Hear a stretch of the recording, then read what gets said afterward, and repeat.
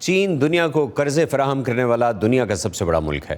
IMF کے مطابق چین کے لیے پاکستان کے واجب الادا قرضوں کا حجم 100 ارب ڈالر ہے، جن میں زیادہ تر قرضے سی پیک معاہدے کی مد میں لیے گئے ہیں۔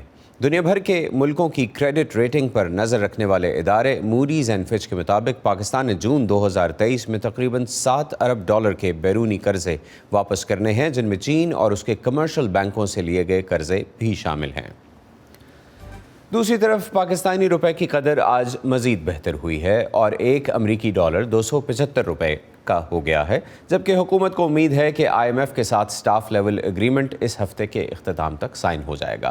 پاکستان کی معاشی صورتحال کے بارے میں مزید بات کرتے ہیں تجزیہ کار خرم حسین سے، جو اسکائپ کے ذریعے ہمیں جوائن کر رہے ہیں۔ خرم صاحب، شکریہ ہمیں وقت دینے کے لیے۔ IMF سے ڈیل ہو جائے گی۔ چائنا کمرشل بینک نے 1.3 ارب ڈالر کا قرض بھی رول اوور کر دیا ہے۔ IMF کی ڈیل کے بعد قرض کی قسط مل جائے گی، دوست ملک بھی رقم دینا شروع کر دیں گے، لیکن بنیادی سوال ابھی بھی یہ ہے کہ کیا پاکستان کی حکومت ملک کے اخراجات کم کرنے کے لیے سنجیدہ اقدامات کرنا چاہتی ہے؟ جی، کرنے تو پڑیں گے، چاہے وہ چاہتے ہیں یا نہیں۔ جو مالی سال ختم ہو رہا ہے جون کے مہینے میں، اور یہ والا IMF پروگرام بھی ختم ہو رہا ہے جون کے مہینے میں، تو اس مہینے تک کا تو ٹارگٹ سیٹ ہو جائے گا، اور جون کے بعد اگلے مالی سال کا بھی ٹارگٹ اسی میں سیٹ ہو جائے گا، کیونکہ ایک سال پروگرام کے بعد بھی پوسٹ پروگرام مانیٹرنگ رہتی ہے IMF کے ذریعے۔ تو اور کافی لوگوں کی یہ بھی امید ہے کہ اس پروگرام ختم ہوتے ہی پاکستان کو ایک اور IMF پروگرام میں جانا پڑے گا۔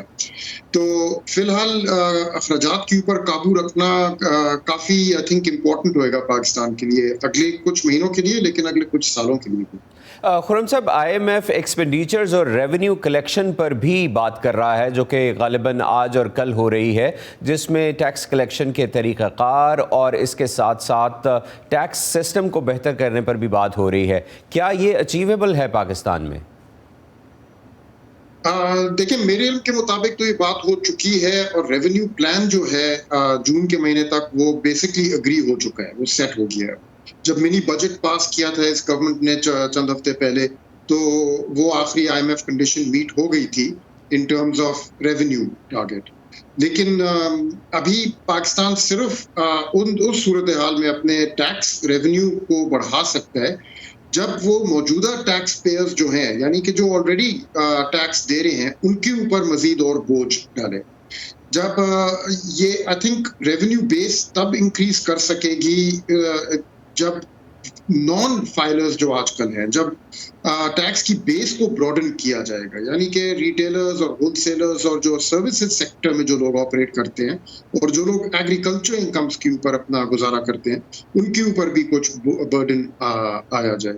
تو فی الحال تو جی یہ جو ڈیل ہے، اگر یہ ڈیل ہو جاتی ہے تو کیا اس سے انڈسٹری کے اور دیگر کاروباروں کے مسائل حل ہو جائیں گے؟ یعنی LCs کھلنا شروع ہو جائیں گی اور خام مال کی درآمد شروع ہو سکے گی، کیونکہ انڈسٹری کو اس وقت یہ ایک بہت بڑا چیلنج درپیش ہے۔ جی ہاں، یہ ایکچولی بہت اہم سوال ہے، اور IMF اور پاکستان کے درمیان یہ والا ایک سوال ہے جو ابھی تک میرے خیال میں جس پہ ڈسکشن ہو رہی ہے، کیونکہ جو خام مال ہے صنعت کاروں کا، وہ جو رکا ہوا ہے اور جو ان کو منع کیا ہوا ہے کہ آپ نے نان اسینشیل امپورٹس، جو 4 میجر آئٹمز یعنی کہ تیل اور کچھ کھانے پہ ضروری اشیاء کھانے پینے کی جو ہیں، ان کے علاوہ باقی سب کو نان اسینشیل امپورٹس ابھی کیٹیگرائز کیا ہوا ہے۔ تو جب وہ کیٹیگریز ہٹائی جائے گی اور یہ امپورٹس کو کھولا جائے گا، تو تب کیا ہوئے گا؟ تب تو ایک دم سے اگر ڈیمانڈ ڈالرز کی اسپائک کرے گی یا جو بھی ہوگا، تو ابھی یہ نہیں پتا کہ اس کو گورنمنٹ کس طرح سے ہینڈل کرے گی۔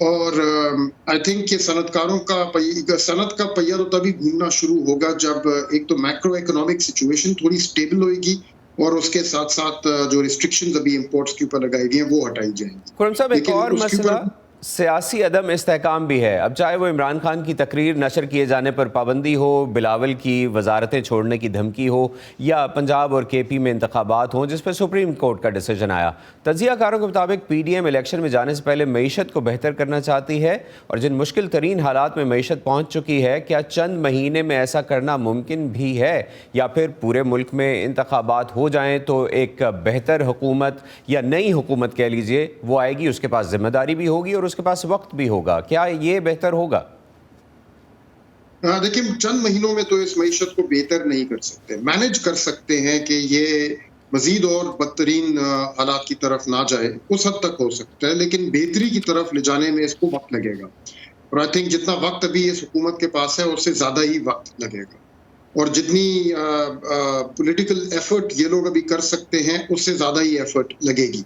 तो उस हद तक तो इलेक्शन ज़रूरी होंगे। आई थिंक पाकिस्तान की मईशत को बेहतर करने जी। के लिए चेंज ऑफ गवर्नमेंट नेसेसरी होगी, लेकिन फिर भी ठीक। इंतखाबात जो है वो माशी मसले हल नहीं ठीक करते। ठीक वो थैंक तो यू फिर वेरी जो मच। आएगी हुकूमत। जी खुर्रम साहब, बहुत शुक्रिया, आपने हमें वक्त दिया, हमारे सेगमेंट का के लिए इतना ही वक्त था। Thank you for being with us.